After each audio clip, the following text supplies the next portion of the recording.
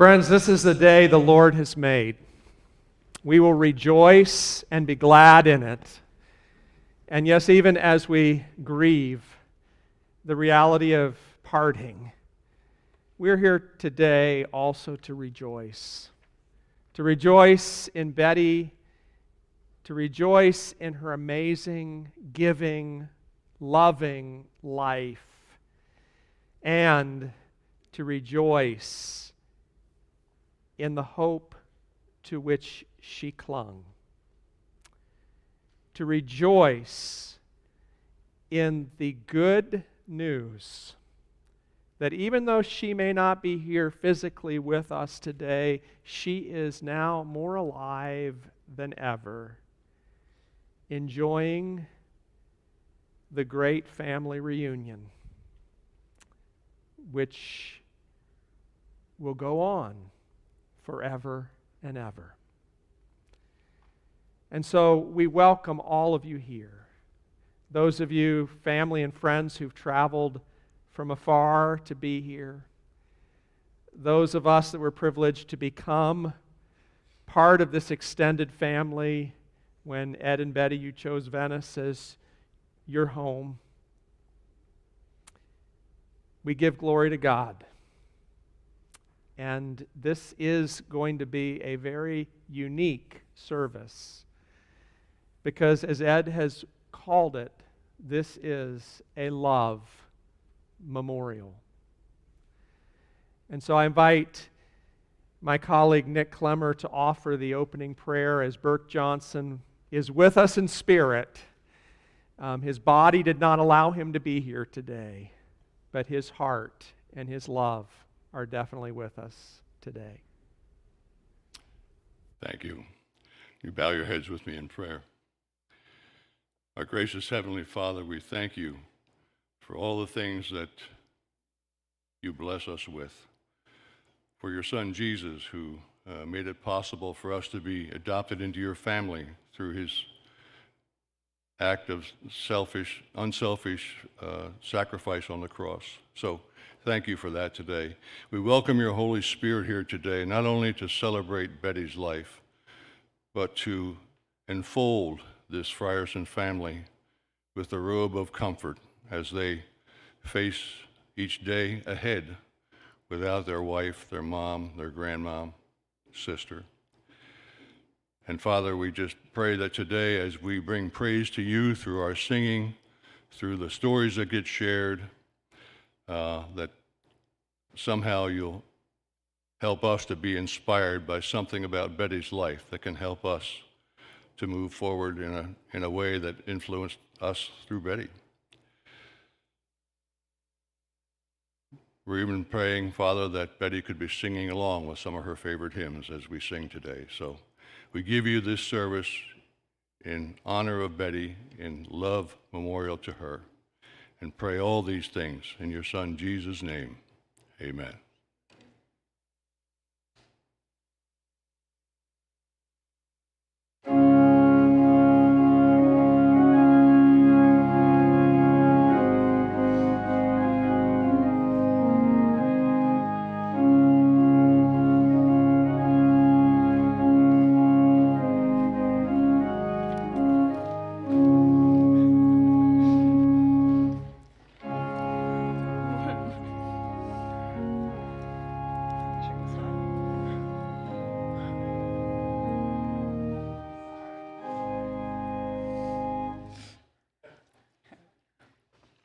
Let me give you a new command.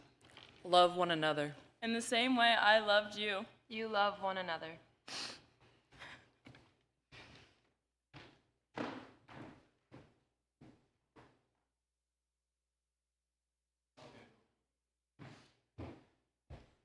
You can tell we're almost winging it here today. But as Pastor Chris and Nick said, this is a little bit different. This is a love memorial. We're going to go on a love journey through Bettye's life. Now, it's kind of odd for me to talk to you and call her Bettye because she's Mama, Mommy, Mother, Muzz, Bees, Beezer, Gertrude, and to others of you, she's Aunt Bettye, Uncle Bettye. She loved that. and grandmother, grandmommy, so many nicknames. Our family had dozens of nicknames. But for today, she's just our Bettye with an E, Bettye.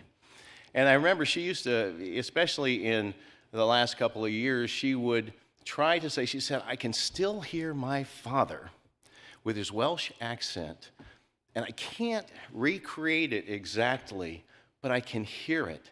He said, Bettye. The old Welsh pronunciation of the Bettye with an E on the end. But she was always Bettye her whole life to all of us. And we're going to honor her today with this love memorial. I hope that you can smile and laugh and have happiness. You will notice that the folks here at Venice Pres are very comforting and helpful with their boxes of Kleenexes. But a thing that I used to do, as we get into this, when I was with Mom, before Zoom and video calls and all that stuff, we'd be thousands of miles apart, and we'd be on the phone, and she's a hugger. Everyone in this room, and all of you online, are so thrilled that you're here. Burke, my kids all over the world are here with us today, and she would just love that. And she would love to be here in this room hugging all of you today. As you know, because you've been hugged so many times. But what we would used to do, I'd be toward the end of the phone call, and I'd say, Mom, you ready? And she'd go, yes. Okay, all right, go ahead. Cross your hands across each other. Okay, you ready? Yes. 1, 2, 3. You feel it? Oh, yeah. You feel it? Oh, yeah. Good. Just got the hug. So if you find yourself inclined to grab a Kleenex and have a sniffle, maybe you might be inclined to just very casually get a little hug from Bettye, and that'll get you through any of these moments. We're honoring Bettye Davies Frierson today with this love memorial, with a different way of showing how God's love was revealed through her. And we're going to walk through Bettye's love path, and as we said, we're going to sing along a lot today too with some of the music that was memorable to her and our lives. And Bettye's love path begins in Harrisburg, Pennsylvania. But it actually starts a little bit before that. And to understand Bettye's love, we first have to look at the family that God chose for Bettye's spirit to live with here on this earth. Father Edris and his 2 older brothers, Tom and Albert, tried to book passage on the Titanic in April of 1912. And there's different variations of the story, whether they had a ticket, gave it to somebody else, or they tried and they didn't. It doesn't really matter, but they spent an extra day in London having fun and got passage on the next boat out. And their ship, on the way across, got the distress signals from the Titanic. And today, I guess it wasn't so good for the folks on the Titanic, but we can kind of be thankful for how God was working with the Davies family that day, because otherwise half of us wouldn't exist and the other half wouldn't be here today because you would have never met this wonderful lady. But they did get there, and Tom and Albert, they're trying to get to the Scranton-Nanticoke coal region of northeastern Pennsylvania. And they did make their way back, and Tom and Albert did reach Nanticoke, and they worked every day in those dangerous deep mines in northeastern Pennsylvania. But Edris, who was a certified accountant, decided that he wanted to stay in Harrisburg, south central Pennsylvania. And there he met and courted and married Esther Shope of nearby Hummelstown, Pennsylvania. And together they raised 6 children, 5 boys and 1 very precious little girl. Esther, while they were growing up, was a paid soloist at the Market Square Presbyterian Church there in Harrisburg. And in high school, Edris had a fall and died from complications of that fall when Bettye was in high school. And the neighbors at that time remembered Edris as the dad who would race his kids down the street. He raced his boys, he raced his little girl, and that was something that he was known for. Now, we never really knew him because he passed before all of us were born. But the stories of him and playing with his kids just was another version of the love of this amazing family and how we all ended up getting raised. So on this picture here, you see Father Edris, Basketball Hall of Famer Bob, the eldest, Mother Esther's in the middle. You've got veteran engineer Tom, and you've got Pennsylvania All-American sprinter Reverend Ray Willis Davies, Uncle Bill, the punster, beautiful little mom on the front row, Uncle Eddie, young Edris in the middle, and little brother Dick, who they would joke was scrawny little brother Dick in this picture. Dick was called Turkey Legs in junior high school, and the name Turk always stuck. We're a family full of nicknames. And Uncle Turk was always known as Uncle Turk. We called him Uncle Dick as well. But through the years, Bettye loved all of her brothers, and they absolutely adored her. But there was something, whenever she was, whether it was visiting Bob's clan up in Gettysburg, or Tom driving up from Alabama for a football game at Vanderbilt, or calling Brother Bill, to get the absolute information because he knew all the facts of the family, or to just hear another pun, and we used to joke that they were horrible, but they actually were pretty good, or to just get a hug from Brother Edris, or to spend a weekend in Union City with Dick and his family. Every time she could get together with any of the family, those were the best days of her life. And she passed that down to all of us. But her heart was most moved by Brother Edris, her eldest brother, who looked after her as she looked after younger brother Dick. And the story goes that, in the wintertime, Esther, our grandmother, her mother, would pull the kids around in the snow on a sled. And Bettye would get inside, freezing, absolutely freezing cold. Her feet, oh my goodness, I thought my toes were frostbitten. But Brother Eddie would take off her shoes and socks and put her feet in his hands, and he would stay there rubbing her feet with his hands as long as it took until her toes got warm again. And she never forgot it. She told the story over and over again, and many times she had tears in her eyes because that love of God through Edris going right into her feet, she remembered that over and over again, never forgot it, and that special connection with Uncle Eddie. And Eddie was the quiet brother of all the brothers. None of them really were untalkative at all. But he was a little All-American football player. The newspapers called him the Harrisburg Express. And after years with the family, actually, Ed, my dad, Betty's soon-to-be husband, although nobody knew it, got to know Edris a little bit better, and he thought, going back on those stories, that when you're telling Mother or Bettye, when you talk about the snow and your feet and Brother Ed's loving attention, he sometimes think of Jesus. Now, the Bible anecdote is not about snow, it's about road dust. And Jesus didn't take off socks, he loosened sandals. And everyone in Jesus' situation and Edris's situation, if you think about it, they kind of were busy taking care of themselves. But both Jesus and Edris in their own situations noticed that there was a need, and they had empathy for that need, and they connected with the other's experience in the moment. Jesus took a towel, Ed used his hands. Jesus cleaned the feet, Ed warmed them. And in both circumstances, we can see what God's love looks like in action. Wonderful memories, wonderful childhood, wonderful brothers, loving, wonderful parents.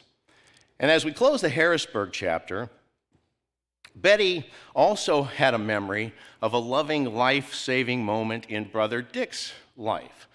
Now, several years ago, I was in Pennsylvania performing, and if you know Bettye, of course you do, and everybody, she never missed any event ever that she could get to, whether it was a performance or a marriage or a graduation or it didn't matter. It was important for her to go. So this particular time, they had traveled all the way up to Lewisburg on the campus of Bucknell, and we were walking around Bucknell, And on the far end of the campus, down toward the river, is a National Historical Marker home.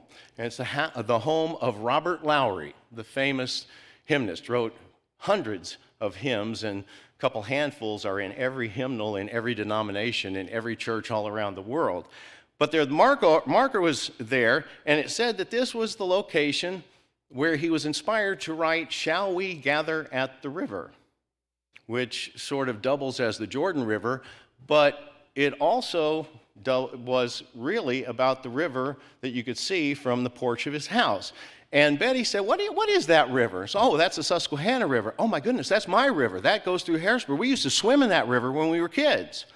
And the story goes, the Susquehanna is like the Rio Grande. It's not superbly deep at any point in time, but there are swift currents that go through, and she's downstream and Dick is upstream, and he's a little guy, and he gets in the water, he goes under, he comes up, goes on the water, comes up again. She rushes out, grabs him by the hair. They get to, it wouldn't be a sandbar, but like a little dirt island out in the middle of the river, and they sat there until the crisis passed and he was able to have a little composure, and then they swam back to shore together.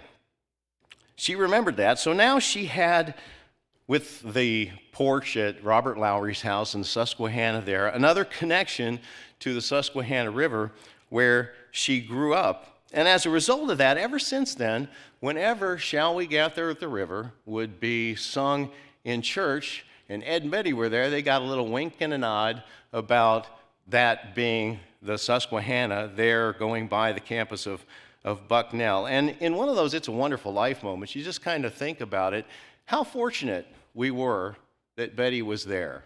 Who knows what would have happened? Would Dick have come up and gotten to the shore and been fine? Well, maybe. One thing we do know is that little scrawny kid grew up to be an Olympic gold medalist. And it's kind of fun to think that Bettye may have had a part in that going on. But you jump ahead a few more years, and it's after college, and Brother Dick had come up to live in Akron, Ohio, where he's working at the Goodyear tire factory so that he could play AAU basketball there. And what do? You're like young, working a job at the lowest rung of a rubber company, just playing basketball. Where do you stay? Well, Bettye, you can stay with us as long as you want to, down in the basement. That'll be fine. And he did. And he worked 2 and 3 shifts a day forever, going through that, working his way up the ladder. Bettye had come through for Turk. And when Uncle Turk retired, he was the president of the Kelly Springfield Tire Company, a major subsidiary of Goodyear Rubber and Tire Company in Akron, Ohio. The whole family had that same dedication for perfection. With Bettye, it was being the most amazing mother that ever existed. Now, there's a lot of mothers that are phenomenal, and I would never say she's the greatest ever above all, but one thing I can say is there was no mother better than Bettye Davies Frierson. So let's feel the love of Bettye's childhood and her love of family as we go back and think of the Susquehanna as Nick leads us in "Shall We Gather at the River."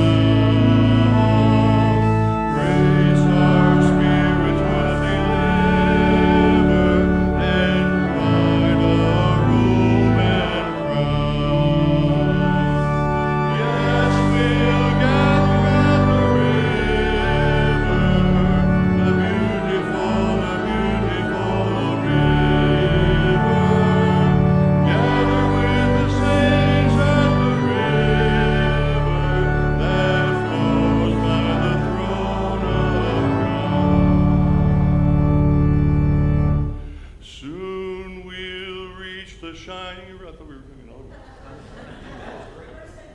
one. Okay, sorry.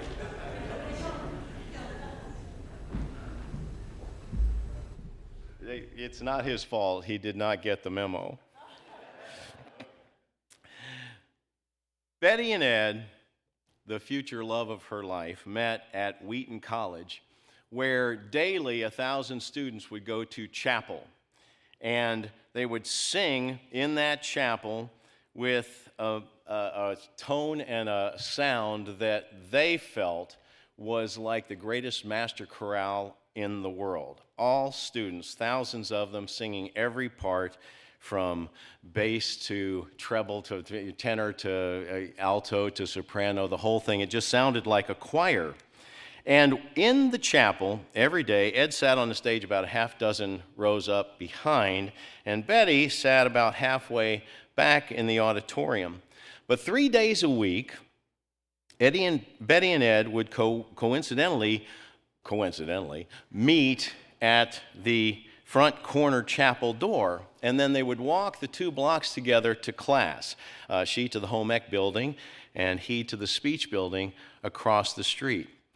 And every day after chapel, Bettye and Ed were falling in love, and they didn't even seem to know it. But one thing we do know is they never missed chapel or walking to class together.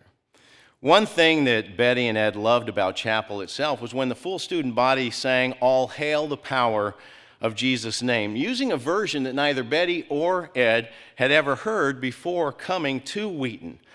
So I thought, well, even if we come off a little off key or a little bit not as powerful gusto as that student body, let's honor Bettye and Ed's falling in love in college by singing their falling in love version, the Wheaton Chapel version of "All Hail the Power."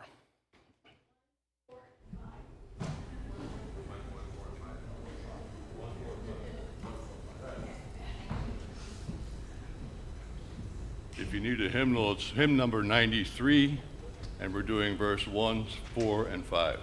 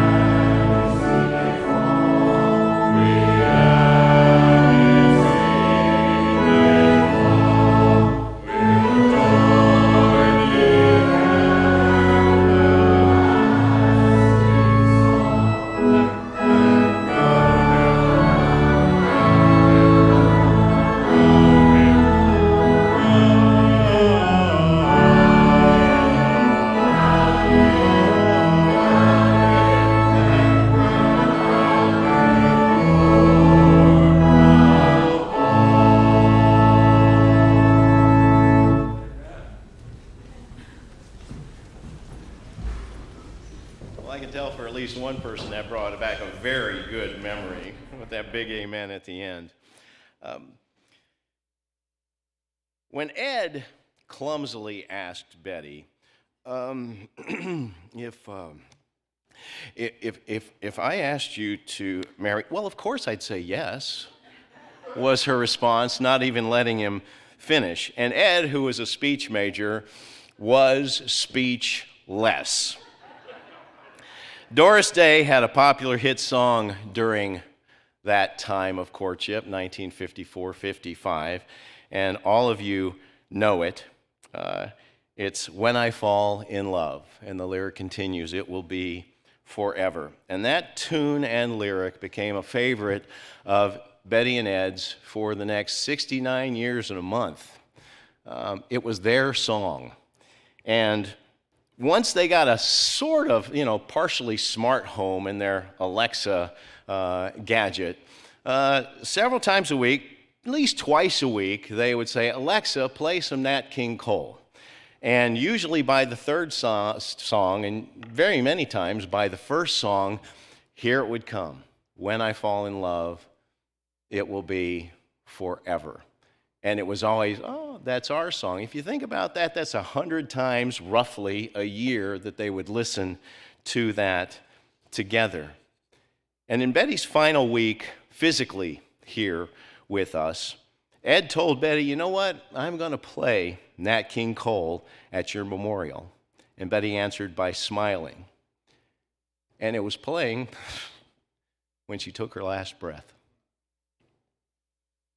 You're welcome to hum along, but just sit back and listen as we imagine two 21-year-old lovebirds falling in love, listening to Doris Day and Nat King Cole.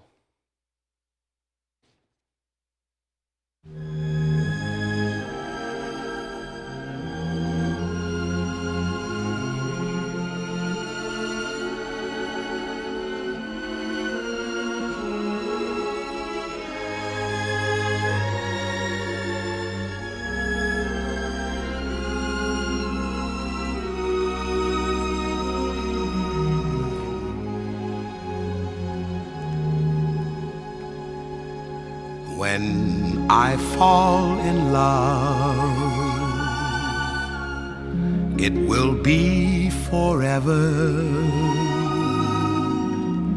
or I'll never fall in love. In a restless world like this is, love is ended before it's begun, and too many moonlight kisses seem to cool in the warmth of the sun. When I give my heart, it will be completely, or I'll never give my heart. And the moment I can feel that you feel that way too is when I fall in love with you.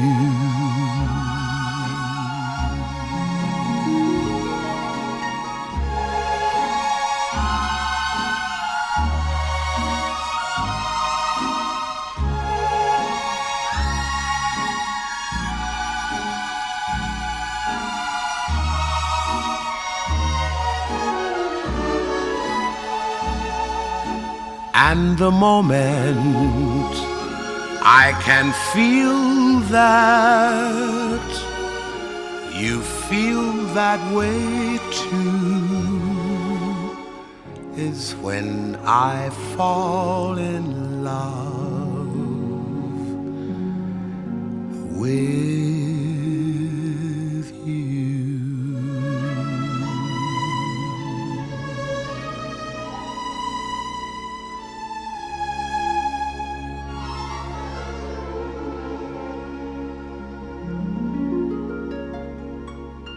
before we switch the slide, Bettye loved the fact that her bridesmaids were her sisters.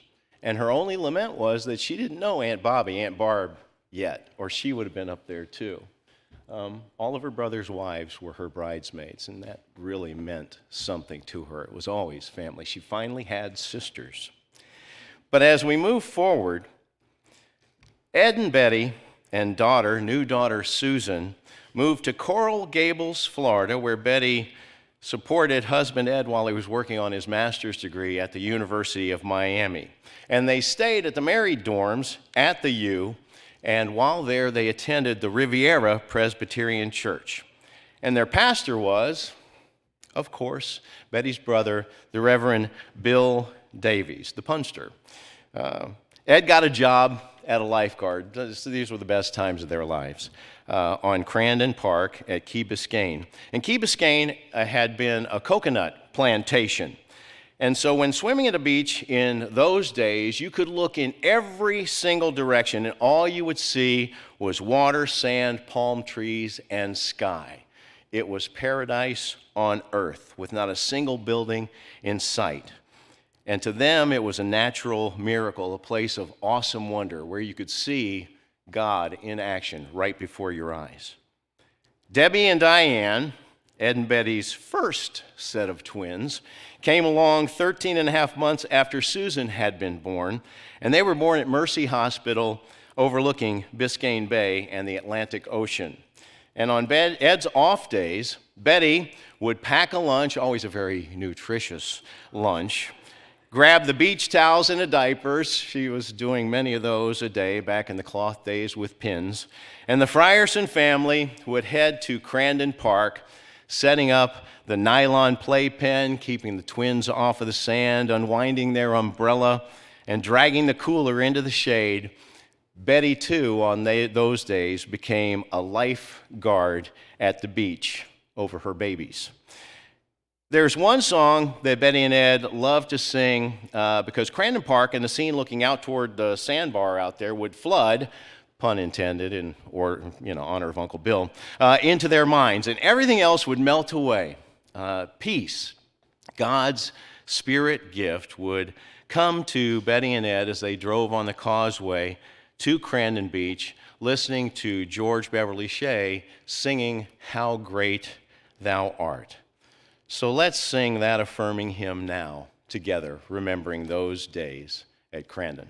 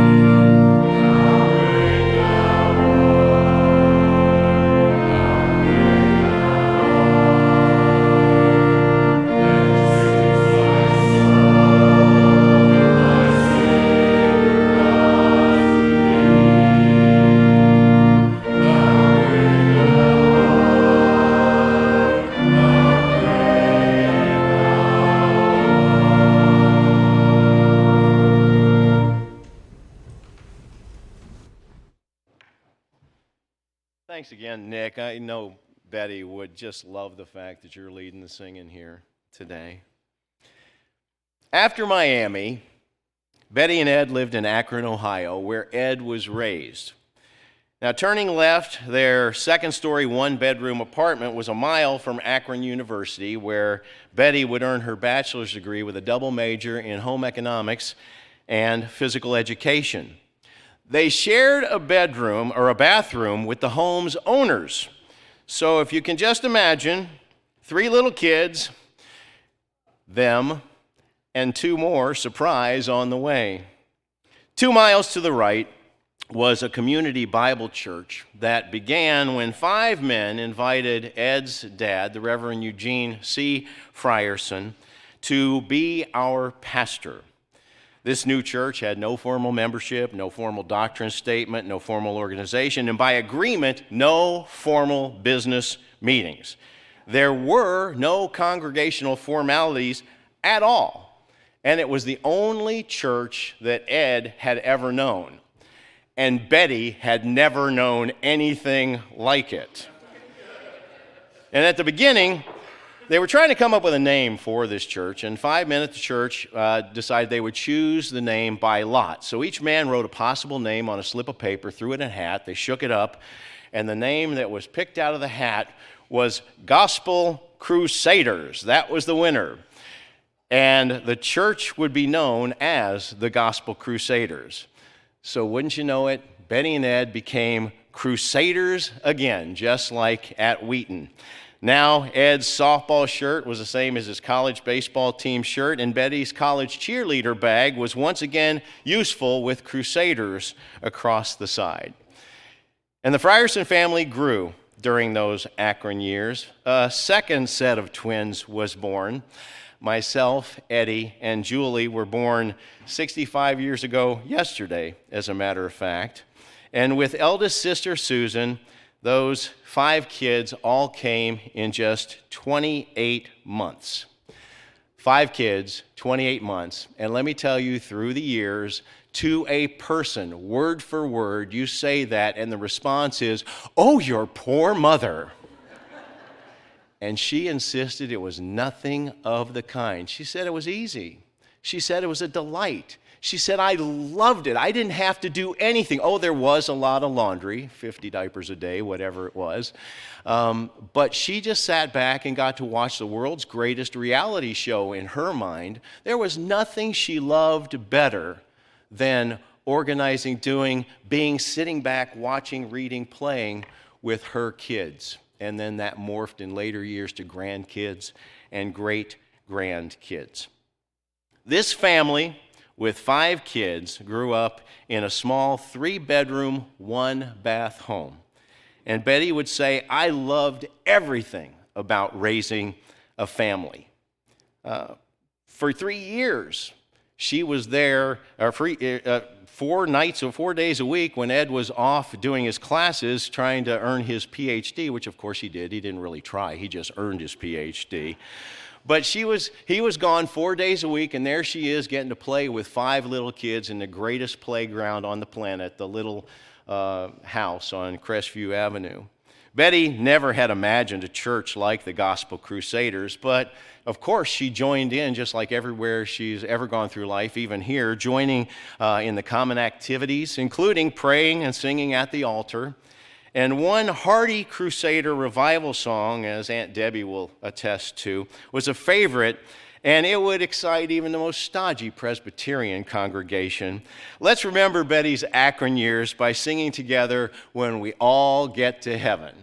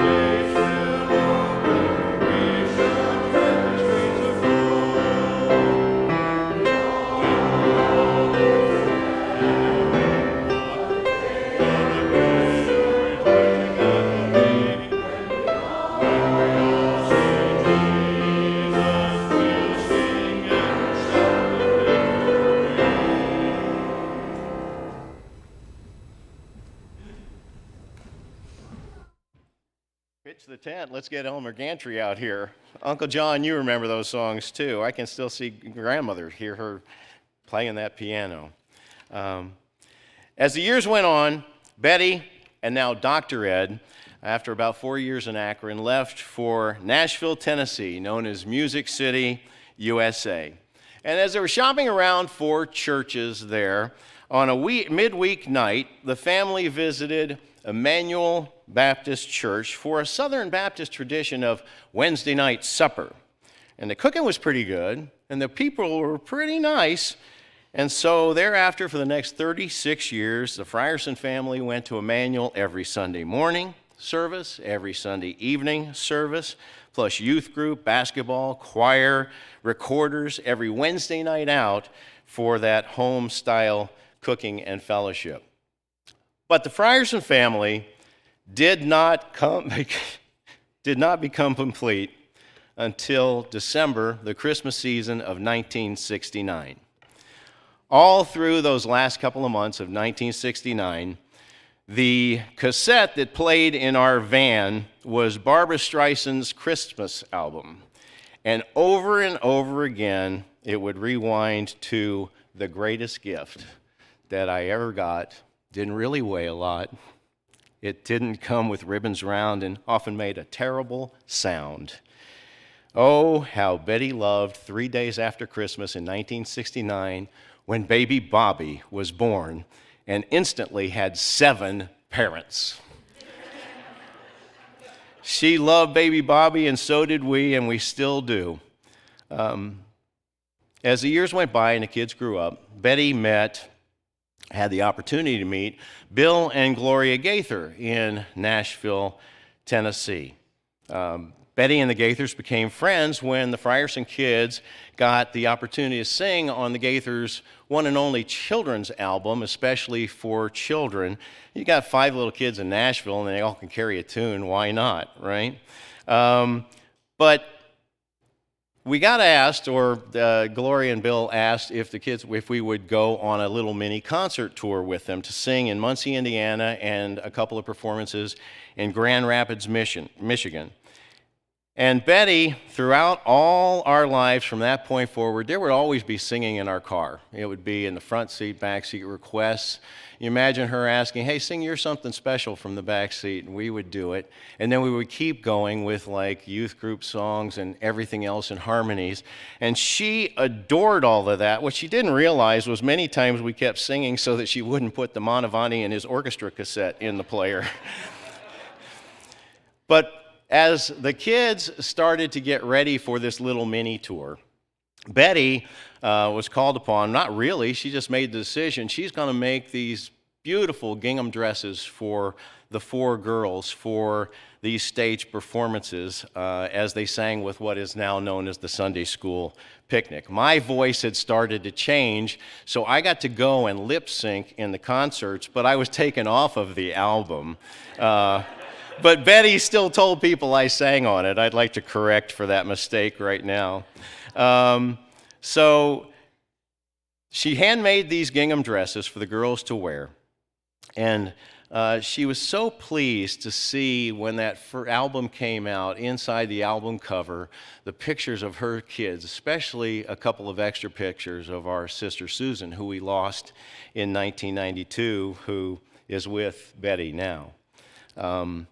But for that concert series, God clearly wanted things done perfectly, and he picked correctly in Bettye. She was a good choice, and those dresses were quite something. I wish we had a picture to show you.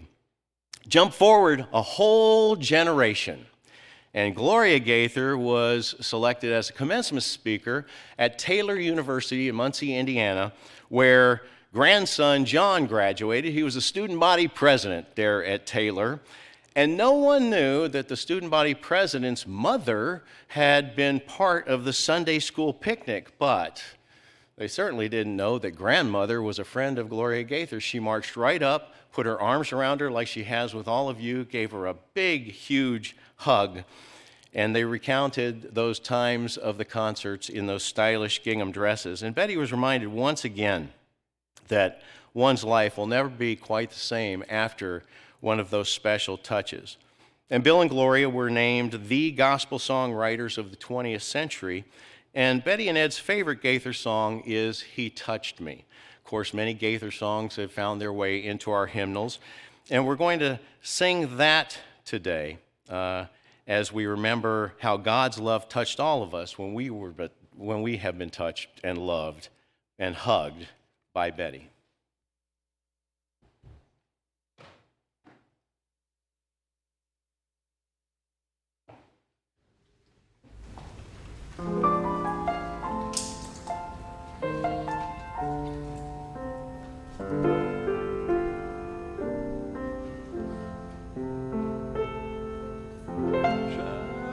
Shackled by a heavy burden,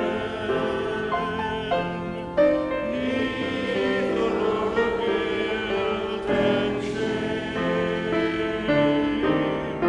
then the hand of Jesus touched me, and now I am no longer the same. He touched me, oh, he touched me, and all the joy that fills my soul.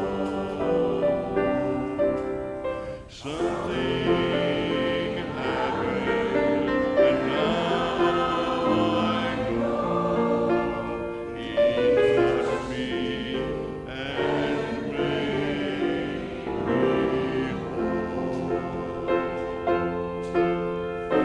Since I met this blessed Savior, since He cleansed and made me whole, I never cease to praise Him.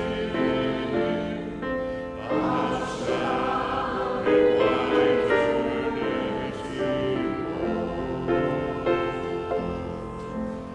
He touched me, oh, He touched me, and all the joy that fills my soul. Something happened, and now I know He touched me and made me whole.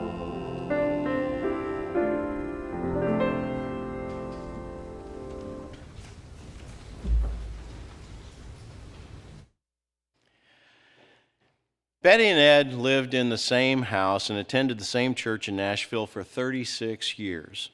And Betty's best church friend, Ann, pictured, was the person who managed Ed's educational seminar business and was the editor of his Raspberry Report Card, which at the time was an innovative publication for seminar ideas.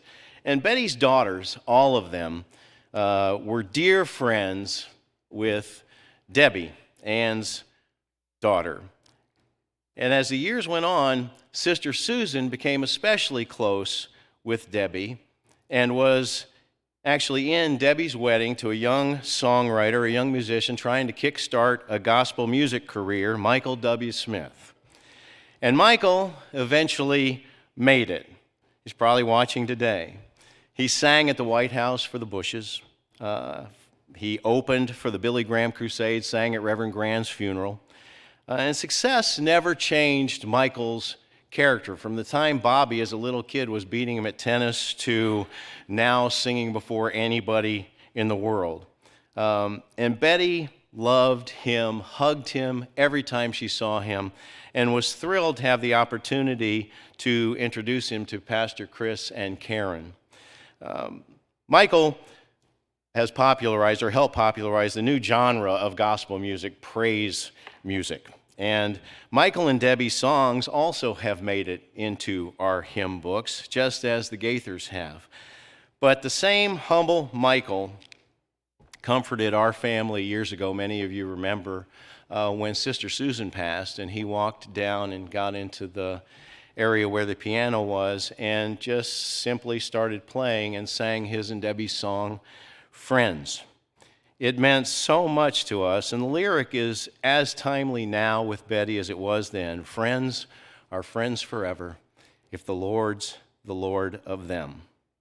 Jump forward a few more years, and Dad didn't know I was going to share this, but Mom and Dad, well, Betty and Ed, not Betty and, okay, never mind. Anyway, so they're visiting me in California, and it was the day of President Bush's funeral. And so we had it on. It's a momentous moment. It's all day long, so it's in the back. We're back and forth and in the kitchen.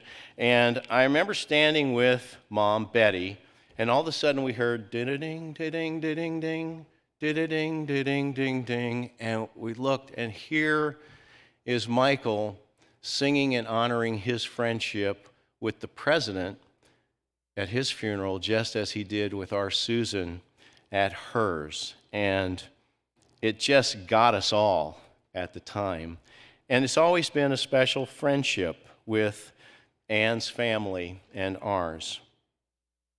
Betty would thank Michael and Debbie today with a giant hug and singing one of their praise songs, even if that wasn't really her style. So we're going to do that. We're going to open to page 44 in our hymnal, or follow on the screen, and sing with the spirits of Susan and Betty as we all sing, Great is the Lord.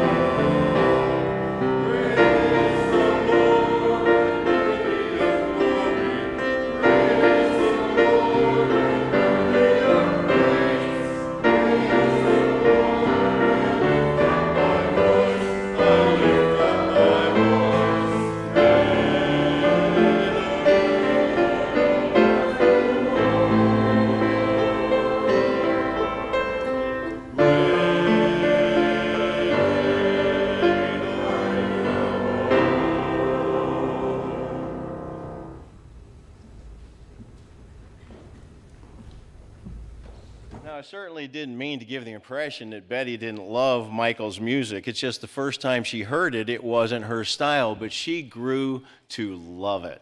Absolutely. A summer Sizzler sale at Pelican Point during the Y2K frenzy brought Betty and Ed to Venice, Florida. And for only the second time in their lives, Betty and Ed had to find a church where a family member was not the pastor. Venice Presbyterian was God's choice for Betty and Ed. At the time, there was an associate pastor, David Elkin here, which many of you remember, and he made the difference for them. And Betty and Ed would go on to church here on the island, right here, for the next 25 years.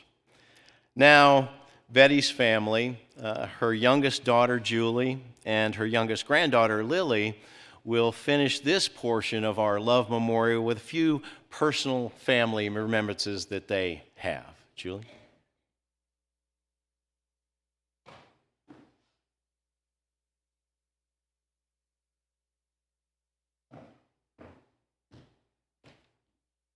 Greetings, I am Julie, the youngest daughter of my mother and father. Thank you for being here. Really, truly, thank you for being here to help honor our wonderful mother's legacy. She was one of a kind. She was extraordinary. She was kind and sweet and warm and loving, always ready with a hug. She was positive and encouraging. Negativity was just not her thing. She had character, humor, and values. Most of all, she lived her life for her family, and she expressed it 24/7 with her unconditional love, and that is her legacy. Nothing was too difficult. Nothing was expected in return. I can't look that way. She was just always there for us and our children and our spouses. She preferred for her presence to be her gift, whether in person or phone call. She always made time for us. She was a giver, and she expected nothing in return. She gave without the expectation of receiving. There was no string attached to attending something or providing something or listening to something at all, ever. We were blessed to have her for 91 years, and it's really difficult to sum up a life well lived like that. She and my dad intentionally went to 6 different children's ball games and after-school activities for years, even after we graduated college. I mean, we're still doing stuff that they came to. Every sport imaginable, every play, every show, every race, we were always her priority. She attended as many grandchildren's events and activities as she could possibly get to, and then they became her priority: ball games, matches, recitals, and all the graduations. She intentionally traveled to be with us and was at the births of all of our children, 22 grandchildren, all of them. She was at all of them. That included going to California, Michigan, Indiana, Florida before they moved here, and even the country of Turkey, where our sister Di lived for 28 years. She and my dad went to every family wedding. It's a big family, too, the Davies and the Friersons. Many are here today. Nieces, nephews, grandchildren, family meant everything to her. There were funerals. She was distraught at the passing of each of her 5 beloved brothers. She loved them so very much. We had family reunion with those brothers and their families for decades, beginning in 1958. Some of the best times of all of our lives. What an amazing mother. What she continued to give throughout her life at every turn was unconditional love. And it was beautiful, it was rare, it was powerful, and that made her the love of all of our lives. She was smart, as you heard. She double majored in physical education and home economics.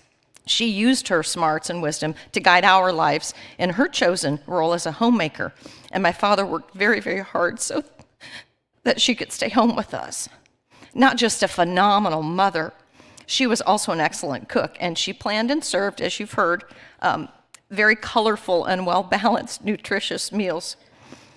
She also let us in her kitchen to help prepare them. And you know what? I'm so grateful for that because, we're all really comfortable in the kitchen and we can all cook. And I've got many friends that just don't because they weren't allowed in the kitchen. So I'm just grateful for that. It's a small gift, but a huge gift.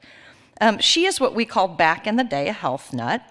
Our Easter baskets, I'm not kidding, Trident gum, pretzels, raisin cookies, that's what we got. Right? We took vitamins. We did our HF22 every night. My dad coined that. It stands for hands, face, teeth, and toilet. I added J later for jammies for my grandson. Our ritual, that's what was our ritual getting ready for bed. She did like a good routine. On Saturday nights, we all had to shower, get our nails done, wash our hair, so that my mom could put those pink sponge rollers in our hair for church the next day, and we were never late. She was selfless and always put everyone else first. We had a family joke that revolves around meals, with my mom always saying, "I prefer the neck," because by the time she served herself, that's pretty much all that was left. I've heard other families say it too, but in our case, it really wasn't far from the truth. Don't get me wrong. My mom was no pushover. And she and my dad made sure that we learned manners. Reach across the table, well, you would get jabbed with a fork on your hand. I saw it happen a few times. When I was 13, had a mouthful of braces, I told my mom to shut up. Big mistake. An entire bar of zest later, yeah, lesson learned. She and my dad taught us humility, rubbing 2 quarters together, calling it a 50-cent show if we walked the length of the track during a football game or called attention to ourselves. It's all they had to do, a couple quarters. It's a 50-cent show. We didn't do that. Friersons don't do that. She was protective. My mom was private, and she guarded her family. She was trustworthy, and she'd hold any confidence close to her heart.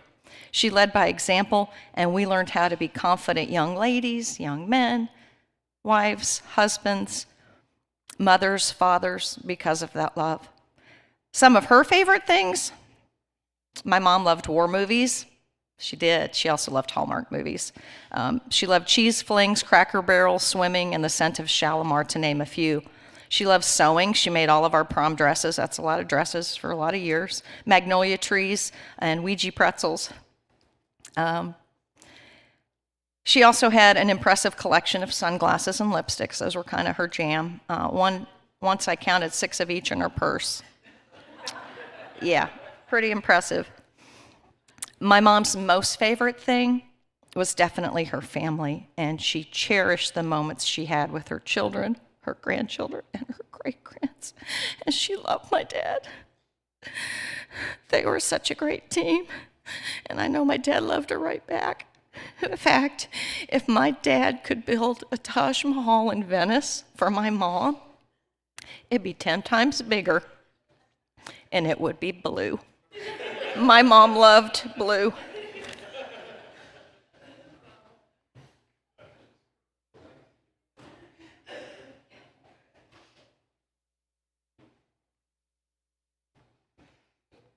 Hello, everyone here today. I'm baby Bobby's baby Lily, so I'm the youngest grandchild. And we grew up in Tampa, Florida, which meant that we got a lot of very special time with our grandparents and a lot of very special memories. And there's no limit to the amount of beautiful stories I could share about who I called Nana. I don't think I can call her Betty. she has me Nana. I remember when I was very small, she showed us how to ballroom dance. And when I was even smaller, she decided that it was not okay for young women to only know how to throw a ball underhand. She had to teach Bettye and I how to throw a ball overhand, like her brothers taught her. I remember she let me put ice cubes in my vegetable soup when it was too hot to eat. She would comb our hair every night we stayed with them and dress us in hand-sewn nightgowns. After we finished playing sausages in the pool with Papu, she would hold out towels for us to run and get a big hug.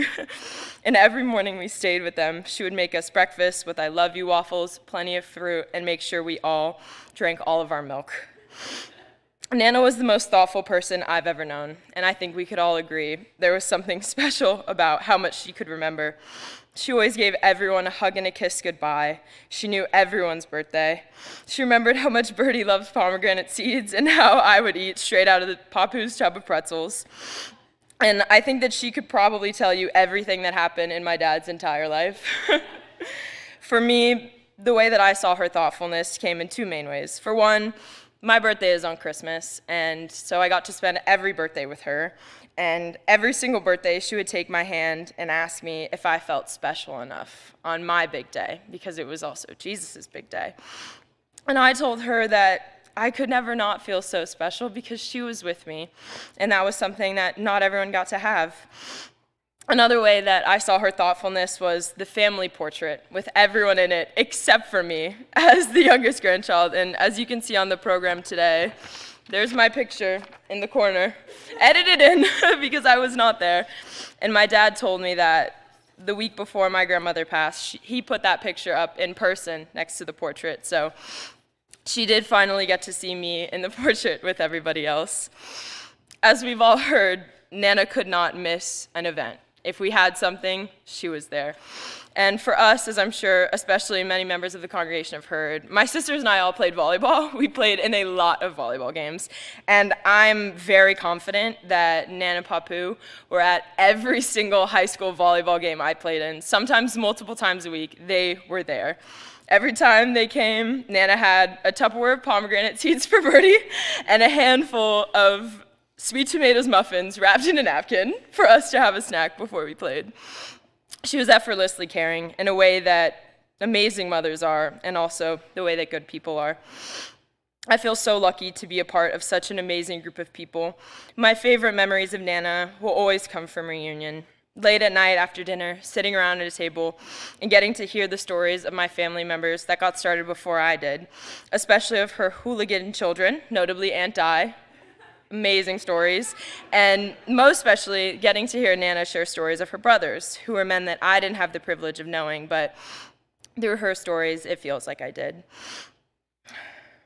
I see Nana in everything beautiful, in flowers growing out of the grass, in rays of sun in the sky, in the colors of heaven painting the sunset, which she so loved to watch on the beach. And I'll always see her in the little things, in birthday cards that were handwritten, which she always sent to everyone, in movies with Doris Day, in moms with lots of children like she had, in bitter cherry juice, and in beautiful antique brooches, which she always wore on her matching cardigans. She'll always be with all of us, as she always had, and I'm so lucky I get to spend the rest of my life with all of her favorite people, our family. Nana put so much love into this world, and I know that all of us that had the honor of knowing her will live every day with that love in our hearts. Thank you.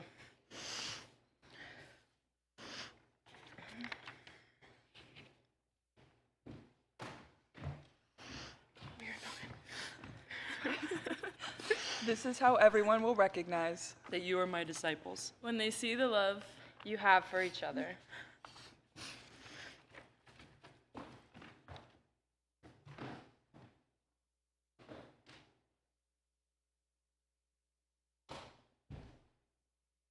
That's my twin sister and my youngest niece, and they are just a small example of Bettye's legacy. It's fun to hear things like magnolia trees. This week, Nick oversaw the planting of 2 beautiful new magnolia trees outside to honor Bettye's memory, and to hear Lily talk about teaching them ballroom dancing. She was so thrilled when they moved down here to be near Uncle Eddie, her brother Eddie, and brother Bill. Brother Bill, the best jitterbugger on the planet. Let me show you how to jitterbug. No, Mom. Okay, come here, Bill. Boom, boom. Right, Dale? I mean, he could dance. But not long ago, sometime this year, Bettye and Ed were sitting, and as they would often do, the TV would be on, and there, a Gaither homecoming would happen, and you'd always put it on because the music is great. And they were filming this particular homecoming special in Israel. And when the soloist walked forward with the Sea of Galilee back in the background, he began singing, "Today I walked where Jesus walked." And Bettye turned to Ed, matter-of-factly, and said, "I want Doreen to sing that at my memorial." There had never, ever been any mention whatsoever of any kind of memorial. And she just said it matter-of-factly, and that was that. So Ed, reflecting on that, said that I have imagined walking with Jesus in the home of Mary, Martha, and Lazarus, his dear friends, whom the Bible in John 11 says he loved. And regardless of custom, he imagined Jesus expressing God's love for them with a hug. Bettye took Jesus' command, "Love one another as I have loved you," as if she had been there walking with Jesus then, just as she is walking with him today.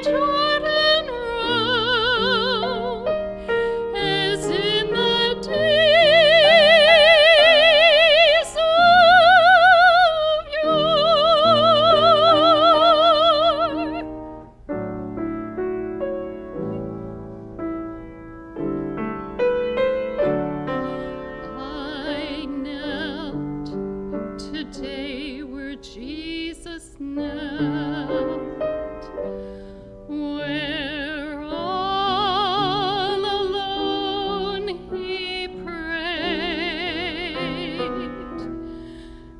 The Garden of Gethsemane, my heart felt unafraid. I picked my burdens up, and with him by my side, I climbed up Calvary. I climbed the hill of Calvary. I climbed the hill of Calvary, where on the cross he died.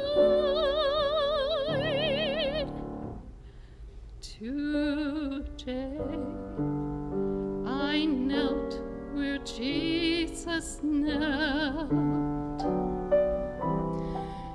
and felt him close to me.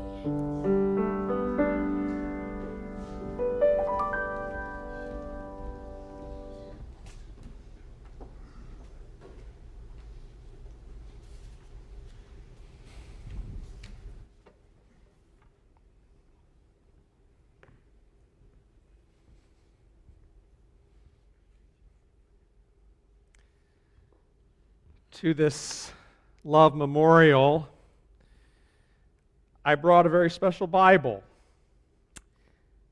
Our special Gaither Homecoming Bible with a personal signed message to Karen and me from Bill Gaither.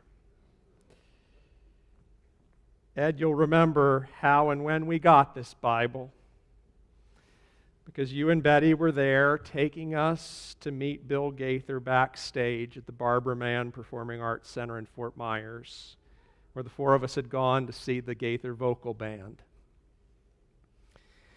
Eddie also mentioned another time that Betty and Ed allowed little old me from Venice, Florida, to be in the presence of superstars when you made it possible for us to meet Michael W. Smith backstage. And I know I speak for Karen, we were both starstruck when Michael walked in and warmly greeted us, but Michael's warmest greeting was for Betty.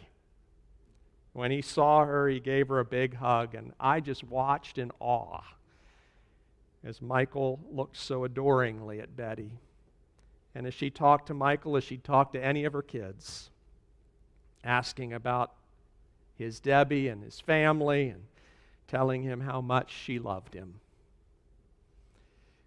I mean, realize we're nearly fainting in the presence of this giant of Christian music, and we're watching him like a little boy just hanging out with Mom.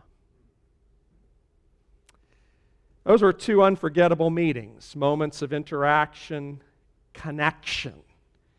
And whether it was connecting you with a famous friend from years gone by, or connecting people together in a church pew, or reaching out to connect with anyone, Bettye Frierson loved meeting people, connecting people. And when you were around Betty, you felt her embrace. Betty had a real lifelong faith. She loved being here. Well, specifically right there. She loved being there. Although, let it be said that when we used to have Wednesday night dinners, Betty and Ed made a point to go around and